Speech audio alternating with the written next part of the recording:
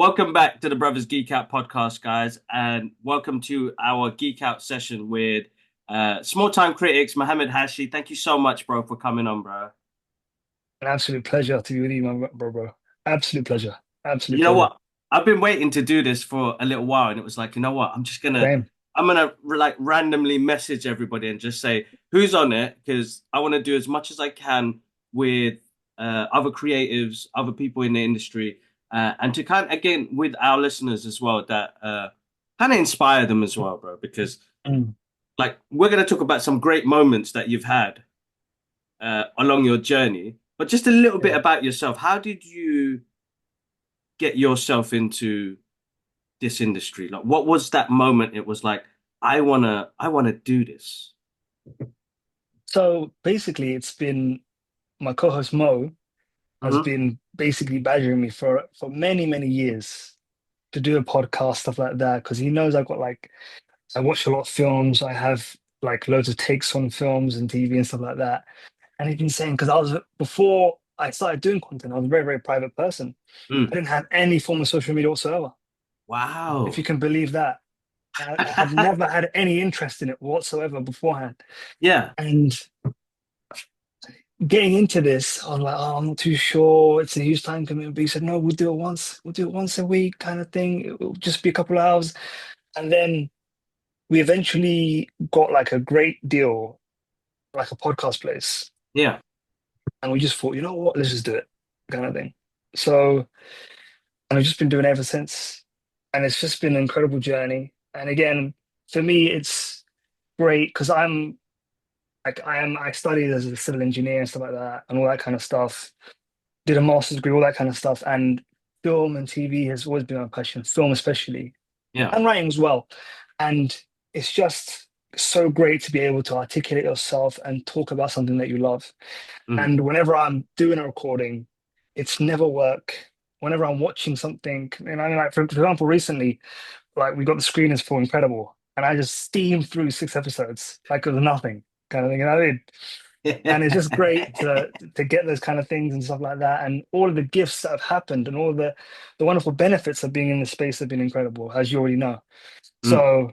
So yeah, it's just been an absolute whirlwind. And I think doing my 2024 kind of recap kind of Yeah. video and editing that together, I think, oh my goodness, I've done so many things. Like it's hard for me to even fit it into this clip kind of thing. Which So, is amazing, and you should be super proud, man. I am because when I met you guys, like originally, and then yeah. seeing the journey so far, like it makes me proud to see where you guys and what you guys are doing now. I feel like uh, it's an amazing space, and it's amazing to see more people like Mm. us up in those spaces. And Yes. there's a reason why I got into it was like I didn't see anybody else like me on there. Yes. You know, like here's a Yes. guy who loves pop culture, but really not represented in that form. We are in the Mm. comic books and in the movies, but Yeah. in a different way. It was like, Mm. how do we come to the forefront, which is absolutely amazing. And like, guys, if you're not following already, you better be following these guys already. Links are all in the Yes. description, guys. I'm telling you right Same. now, do all the good stuff. Get on there, Yeah. follow the journey because I think inspiring creatives like this is what inspires people to get into things. And I get the odd messages where they say thank you because you're kind of representing us there, but it's not that. We get to live our kind of childhood dreams through you guys, which is Yeah. amazing. And I think that's such a big key thing because now the community that I've seen, it's been absolutely amazing, bro. It's such a buzz when you see everybody there, and it's like, Mm. man, everybody's doing things, which is absolutely amazing. And it's like I've never been in a community where we were all praising one another. Mm. We've always grown up in a way where it was you and you're doing it by yourself. And I think I think there's been a massive change in that. So definitely you guys have played a big part of that, which is absolutely amazing. So make sure you guys are following the small time critics. Uh, the other thing as well, the reason why I do these geek out episodes as well is that I always ask about the mental health side of things because Yeah. it's not easy. It is hard work. This Mm. is us on the trot 3 days a week, 4 days a week, Yeah. having a lot of research ready, still doing 9 to 5 jobs and stuff, other things as well. Like, how have you been looking after yourself in that process, bro? I think it's the biggest thing is keep surrounding yourself with good people Hmm. and always communicating. Yeah, And if I have any issues, I know I can kind of come to you. For example, you've been a huge help, like a huge kind of well of advice for me and for Mo and for a lot of people within our community. So I really, really appreciate that. People, honestly, it's been nah, incredible to kind of have you on this journey as well. I think I'd nah. be Thank remiss you, if I didn't say honestly. that. Come on, But yeah, no, like I said, like just making sure you're communicating with people, making sure that you are checking in on people is very, very important. And for me, it get obviously it's all great, all the fantastic stuff going to screenings, getting screeners, getting all these fantastic opportunities. But the thing that is left unsaid is all of the emails, all of the rejection and stuff like that. And we're human beings. That stuff can get yeah, us yeah, down. That's completely yes, normal. And it's all about having a positive mindset, surrounding yourself with good people, as I've already said, and just thinking more positively and kind of spinning it. So, for mm, example, if something doesn't happen for you now, it will happen for you later. Like, for example, use example, I told you a couple weeks back, yes, I had an yes, issue with trying to get some equipment for a junket. yes. That all fell through in the end. But then a week later, I got an incredible opportunity to do junket for 1,000 blows, which will be coming out very soon, and that was all sorted. And I mean, there was camera equipment, everything. It looks fantastic, professional setup. I Yeah. mean, so No, yeah, that's that again. So those are the kind of ways that you kind of have a negative situation and spin it into the positive kind of thing. yes, And again, definitely. that's the biggest thing. And I shout out our good friend Tris Lucent, King Pop Culture. Yes. He recently posted something that was extremely powerful. That Oh, bro. I'm so proud of him for doing so, and I can't Hmm. wait for him to come on here on this Geek Out session and basically Yes. kind of speak about that and his journey as well, which is an incredible journey unto itself. So make sure you look out for that, guys. But Definitely, definitely. he has been incredible for me personally. I think a real mentor as well. Hmm. Lucent, he's been a huge help in this space. I'd be remiss if I also didn't shout out Ken Ken. Ken Ken's been huge. Yes. Ken Ken, like Yeah, yeah, yourself, yeah. who's the huge kind of like treasure trove of information and experience. And he's got a great perspective on this space and this kind of community and Mm. this industry as well at large. So I for think me, that's yeah, just like you, mental health is very, very important. And again, I really appreciate people like yourselves, like giving like us a platform and speaking about these in like speaking about things like this in a very, very positive way. no, we have to, we have to, we have to. Bro, listen, I didn't have nobody 10 years ago when I started this, bro. Mm, It was very hard. Even connecting with people at the events was very hard. yeah. And like wherever I can kind of fit in and help out because I'm not a gatekeeper. I don't like being a gatekeeper. Yeah. I want to be able to help anybody in that creative industry because I'm a creative myself, bro. Like I'd Mm, love to see people shine, and I think we did come to a point in that sort of era where nobody wanted to see other people shine. Everybody was quite greedy with yeah. everything, and we still have that. And there's little, bit two-facing and backstabbing happening. It's very, Yeah. and that's even with some of the PR companies, and that's just being as nice as possible. Uh, but as you said, you turn it into a positive, and you move on to the next project. You move on to the next art thing, and which is great to hear because I was all ready for your equipment.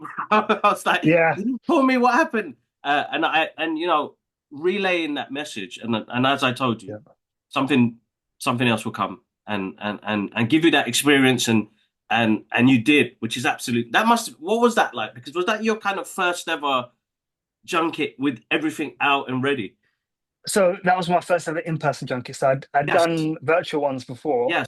but that was my first ever in-person one, and it was just an incredible experience. I think going to the swankiest hotel I've ever been to in my whole life, um, in Piccadilly, in Yeah. Piccadilly Circus, right in the back, right smack bam, like in the center of London, and then having all my questions ready. Because Hmm. again, for me, I'm obviously my engineering background, huge into preparation and stuff like Yes. that. So I was already off book, didn't have any notes for me, stuff like that. Already had 10 questions memorized, by the way. I only had enough time to ask three. You know how it is, junkies. Yeah, they said to me, "You got 10 minutes," kind of thing. And by the time we got the preamble, start the conversation, I was given the 2 minute countdown, all that kind of stuff. I was like, oh no, after three questions. But yeah, it is what it is. It was a great conversation, and I can't Yeah, wait to kind of put that out next week. But it was just it's just a real kind of like wonderful experience. And I literally remembered what you had told me the week before, like don't worry about these things, it'll be fine. Like these things don't. There's always kind of little teething problems, all that kind of stuff, yeah, but it'll work out. And if this doesn't work out, no problem. You have another opportunity, and you're right. Because I was really, really, I'll be honest, I was really, really down in the dumps when I called you. 'Cause I was literally yeah. I frantically know. trying to sort stuff out. Yeah, yeah. Kind of No, thing. I understand, bro. It happens, bro. I'm still back. It's a battle now to Mm, even get to that level of like, how do I get to junkets? How do I present myself? And the amount of rejections we got in the past, and then yeah. our podcast is not.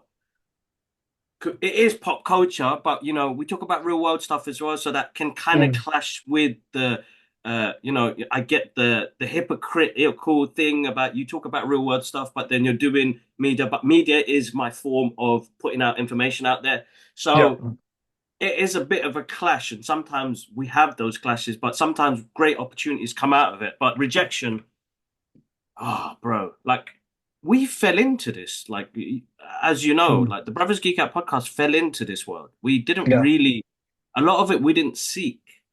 Like I think the first opportunity that we got was shout out to the Geek is still because he was the one who invited me. Yeah. I think it was Batman Ninja or something like that. Like it was like Oh yeah. anime, Batman Ninja. Yeah. That was our first screening. That was like, wow, like got invited to that. And then it was the Aquaman premiere where we got to meet James Wan and Peter Safran.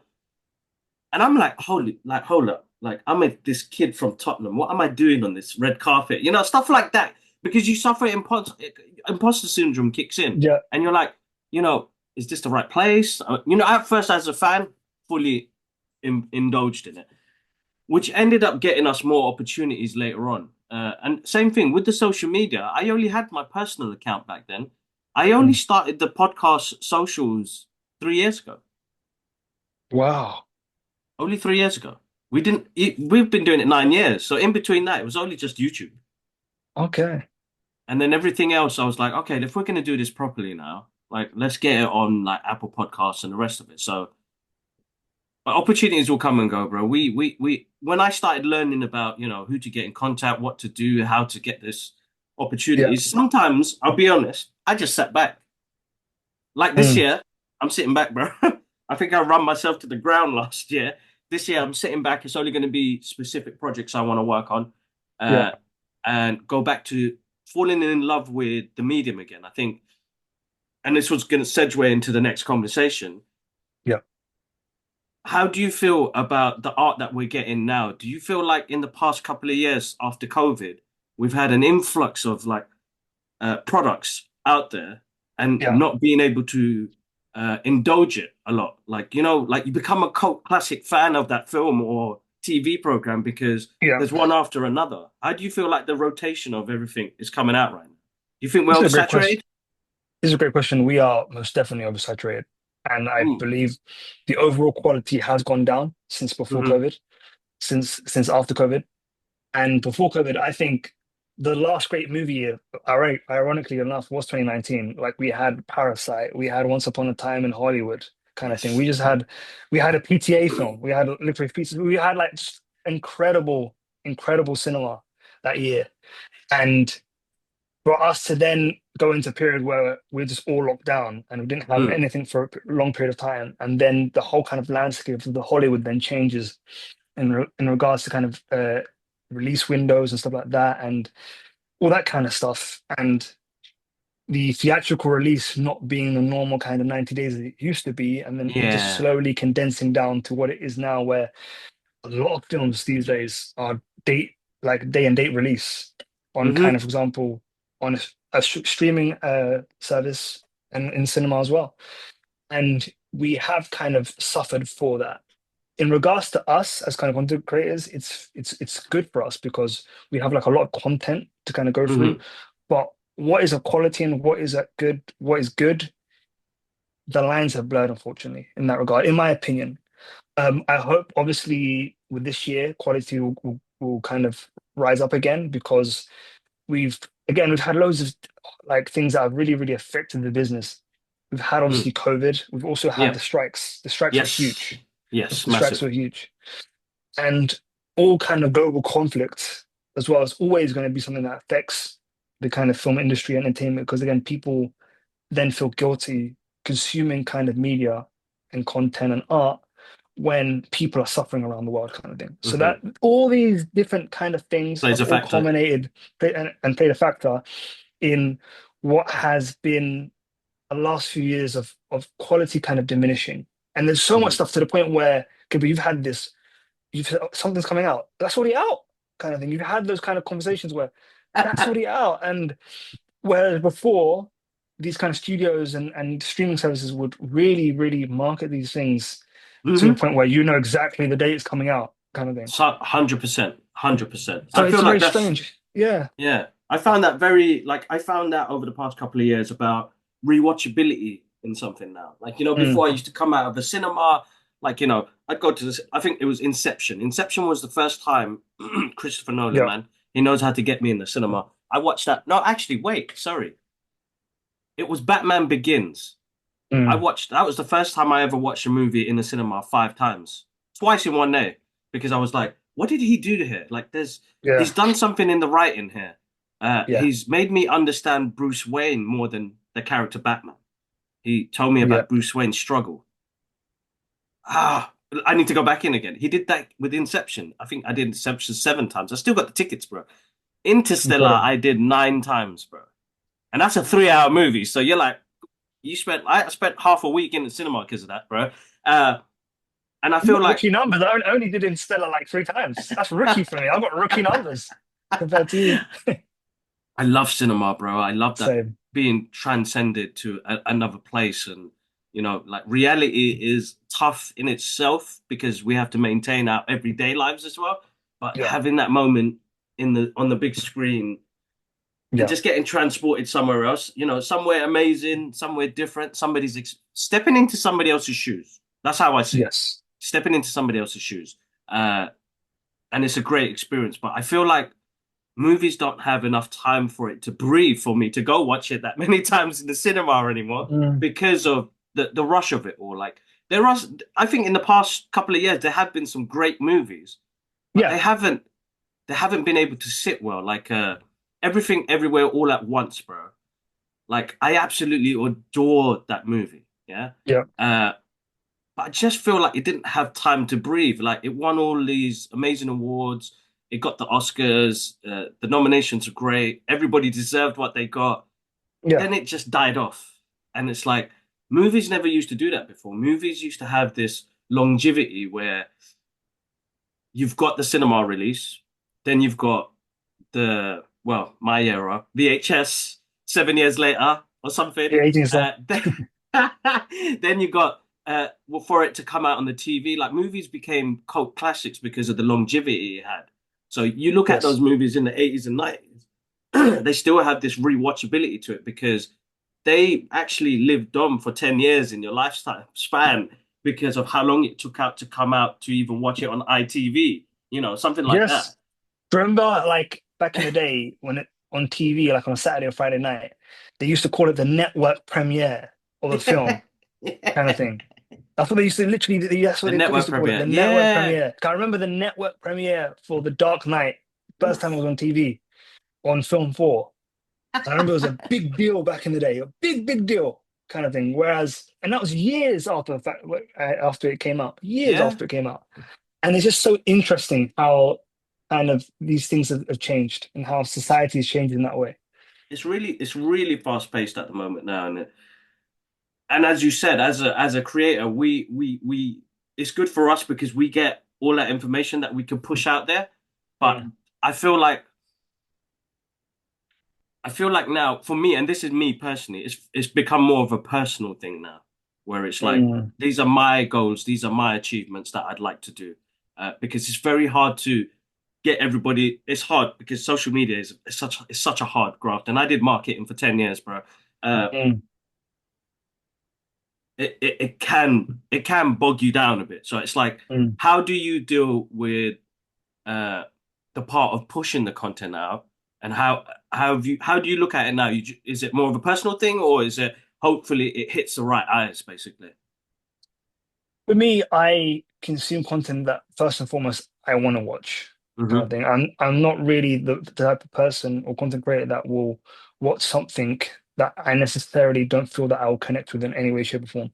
Of course, Hmm. there's titles that we have to kind of cover as kind of like critics. There's of course there's like think of the Bridget Jones of the world, and that's that kind of stuff. Yes. Stuff that's not really in my wheelhouse, but something that I should watch. Wicked's another example. I've never been into kind of musical theater, but that's a huge film, like a huge kind of like director, Yeah. actors in it, and stuff like that. So it kind of makes sense to watch and Yeah. stuff like that Yeah. and do a review on it, if that makes sense. And it's interesting because since I've started doing this more on a professional basis, I have watched things which have really kind of changed my mind with certain genres. So, for example, I have never been a horror person. Yeah. Horror is something that scares me. I don't want to be anxious for, for 90 minutes. That's not really my thing. Um, that's why I like thrillers. I'm anxious for maybe small periods of time because Yeah. there's Yeah. kind That's of right. Yeah. suspense and tension for small periods of time. That's a perfect amount for me. Hence the reason why thrillers and dramas are my favorite genre. Yeah. But horrors, I've started to kind of watch them more, and I've really kind of changed my mind on it because again, horror can be quote unquote elevated and be a lot smarter than Hmm. the tropes and things that we've seen in the past. Prime example of that is Barbarian. Barbarian is the first kind of Yes.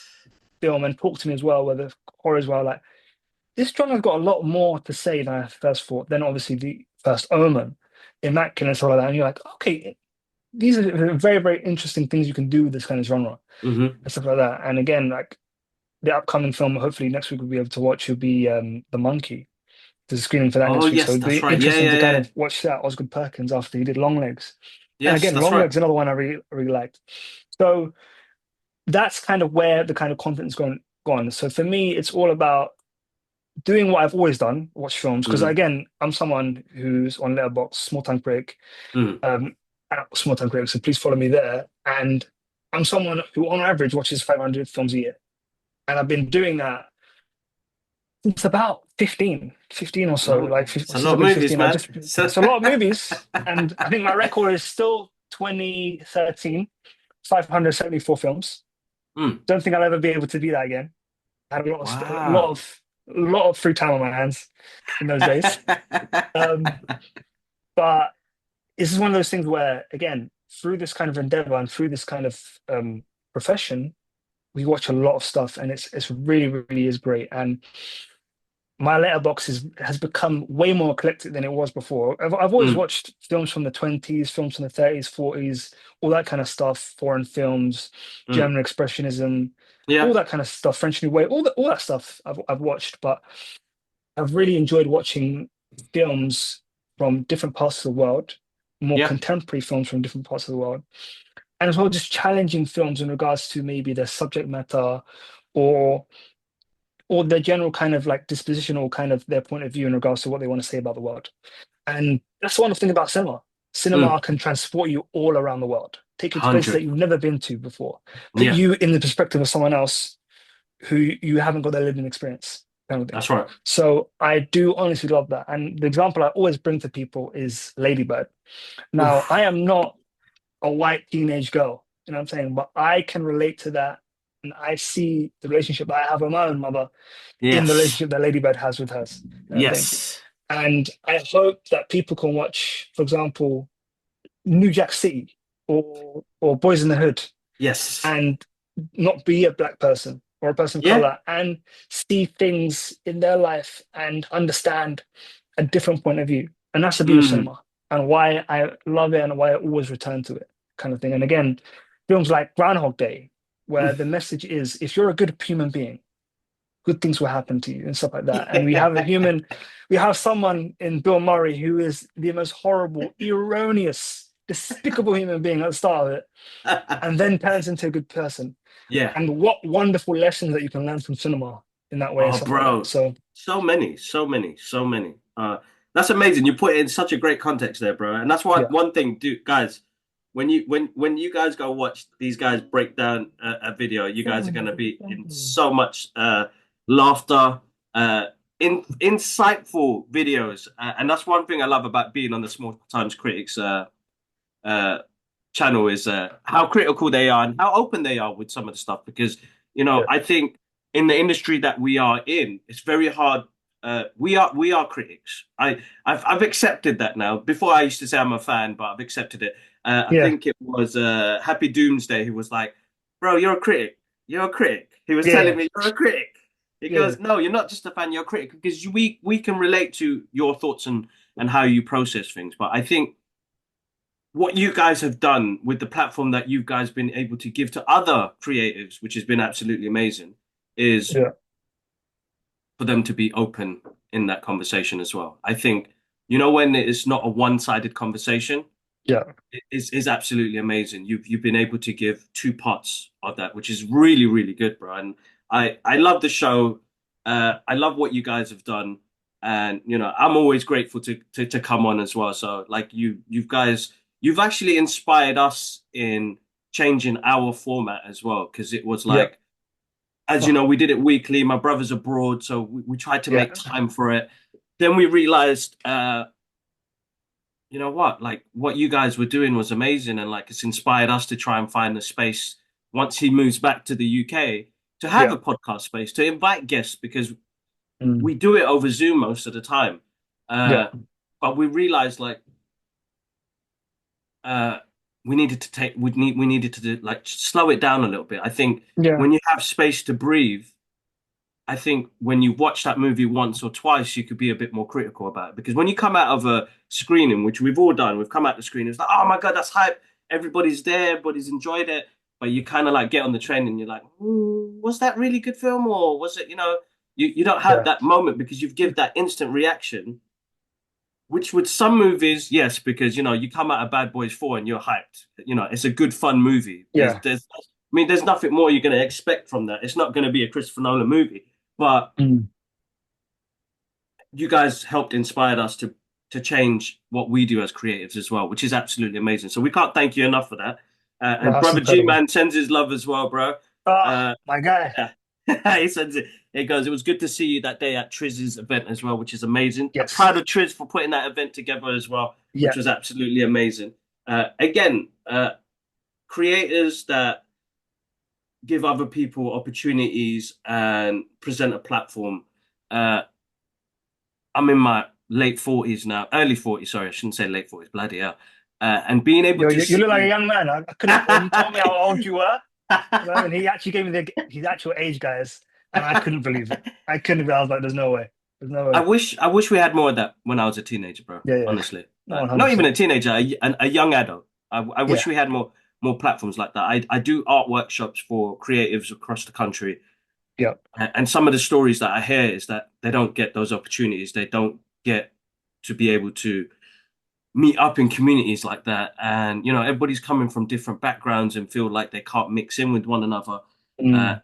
and I love being able to bring people together, and what Triz did that day was amazing for the gaming That's community and the incredible. movie community, which was Yeah.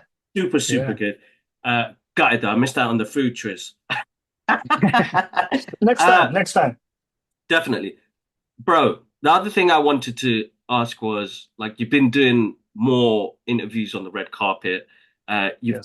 You've got an amazing catalog of interviews that you've done now on the red Ah, carpets. Uh, yes. and you've done some great ones, bro. Uh, I'm gonna ask you, what was your favorite one? Because I can't even pick which one because you've done quite a few now. Is there one that stands out for you? Because I know uh, you've done quite a few festivals as well, which is absolutely Yes. amazing. So, uh, any favorites? Which ones pull out to you that you're like, oh my God, I can't believe I did that? Yeah. I think the recent ones, believe it or not, were kind of crazy for me because it was I did them on the same day I did the junket for a thousand Yeah, blows. So I did the yeah. junket for a thousand blows, and I went straight to the global premiere red carpet for My Fault London, Hmm. and I spoke to Ray Fearon, Oh, who is yes. obviously very, long. He's had a long and illustrious career in acting on Yes. both stage, film, and TV. Yes. It was great to talk to him because he was someone who was like so down to earth. Yeah. And it was such a genuinely fantastic conversation. And his manager and his agent, like I just said, because I had an initial conversation with him before he came onto the carpet, and they said, "Oh, you can talk to him for as long as you want. He'll really love you," kind of thing. I was like, "All right, fantastic," because normally they give you a limit of how many questions you can ask, That's right. and we just had just a free flowing conversation.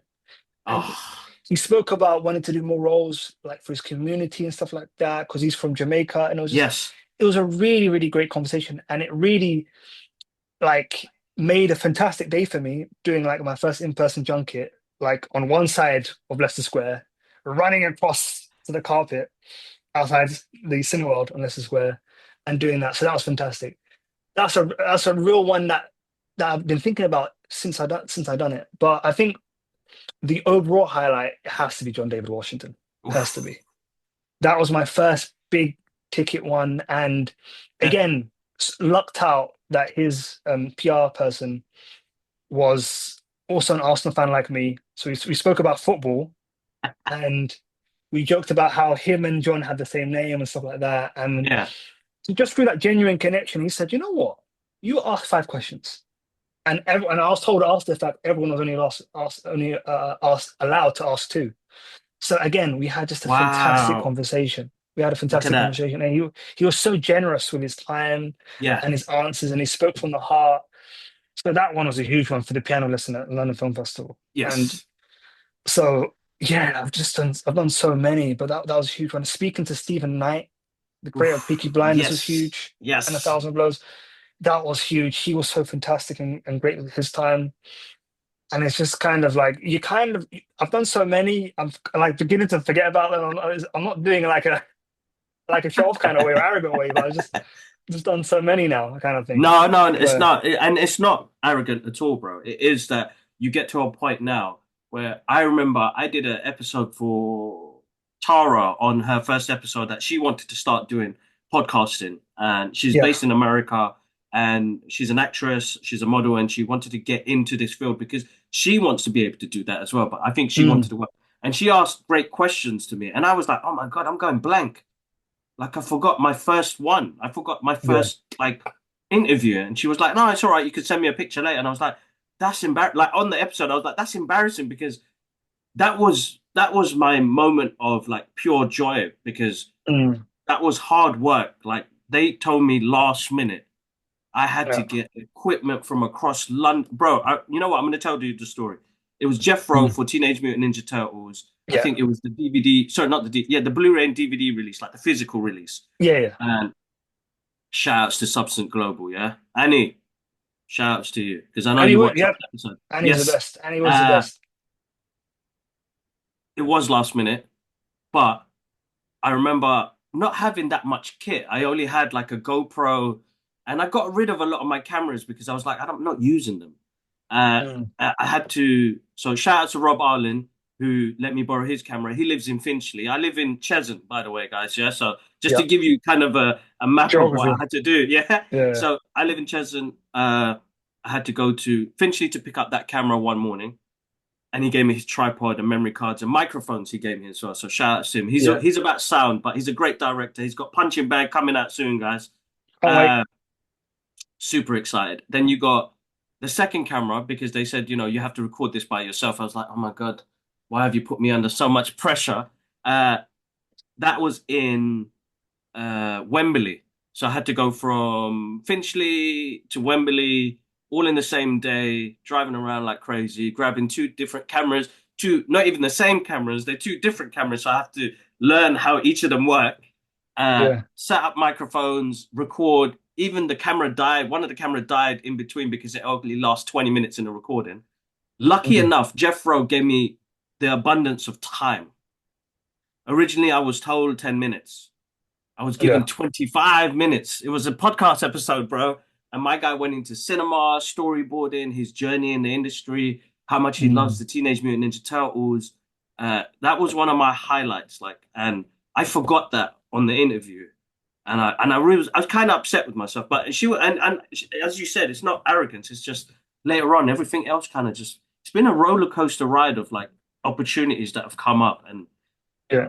as much as people say you're a critic, I'm still a fan. Like I still love doing this Yeah. because I get to speak to the creatives in the background. Like having a conversation with the the cast is amazing, but like having to be talking to, I mean, I did Josh Cooley for Transformers. That there in itself was like a proper moment for me because it was like, Yeah. oh, I'm speaking to a director of a film here. Like, swear 20-year-old kids, 10-year-old kids would never have dreamt of that moment to have that. Yeah. So it must be an overwhelming feeling when you get to do these events and you'd be like, oh my God, I'm actually on this red carpet. Like, is it still surreal to you at times, bro? It really is. I think speaking to Stephen Knight was a real surreal moment because, again, I love writing, and writing is very, very important to me in the kind of journey of a great story. Yeah, And to speak to someone who loves the act of writing and the journey of writing so much and was so kind of forthcoming and generous with how much he kind of wanted to articulate his love for the craft. yeah. It was just incredible, incredible stuff. And I was just so happy to be able to talk to him. And it's just so, it's really inspiring, Mm. Kibla. It really, really is. And I think to go back to your kind of point that you're making before in regards to being a critic, I think the onus is on us to be Yeah. genuine and honest with our opinion on things. Hmm. It does a real disservice if I Hmm. say a film is good when I generally believe it's not good. It's not. Yeah, And yeah, yeah, yeah, yeah. because again, then someone in my audience will then watch that film and say, this film is demonstrably bad. And Mohammed told me it was good.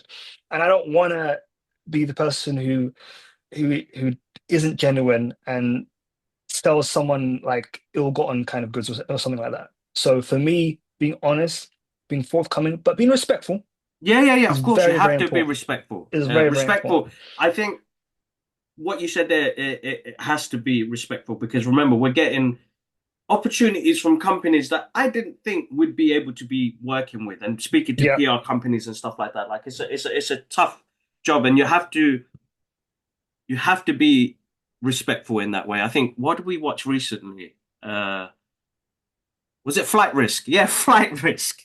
yeah. And the same thing. Like I'm grateful for those opportunities. I did Great want to see review, the by the film way. because Saw the review of the vodka. I thought I had to add some comedy to it because Mark Wahlberg absolutely killed me in that movie. Like, Yeah, he did. listen, it's a TV movie, definitely, without a doubt. But but that's the honesty of it. I think Mark Wahlberg with what he did there was wrong. He shouldn't have done that. But because they told me after he actually did that himself. Like they cut that. It wasn't like a prosthetic or anything like that. He actually got them to make it look bored. But I was like, it still didn't look right. Like it didn't suit him. Like there's some Wait a people. minute. He Yeah, genuinely cut his hair that way. yes, bro. That's crazy. That He is put the effort crazy. in to be that psycho. But he did make me laugh. He didn't come across like I couldn't see him as a psychotic killer. I could only see him as the. It was like a comedian. Like I felt like he was You only playing see on his Marky Mark. comedic side. Yeah, yeah. Uh, but overall, like that's hard enough. Like as I said, yes, TV movie. Got to be honest with how you review it, but you got to be respectful in the process. Because I Yeah, understand what Mel Gibson was probably trying to do, and yeah. didn't really kind of project well.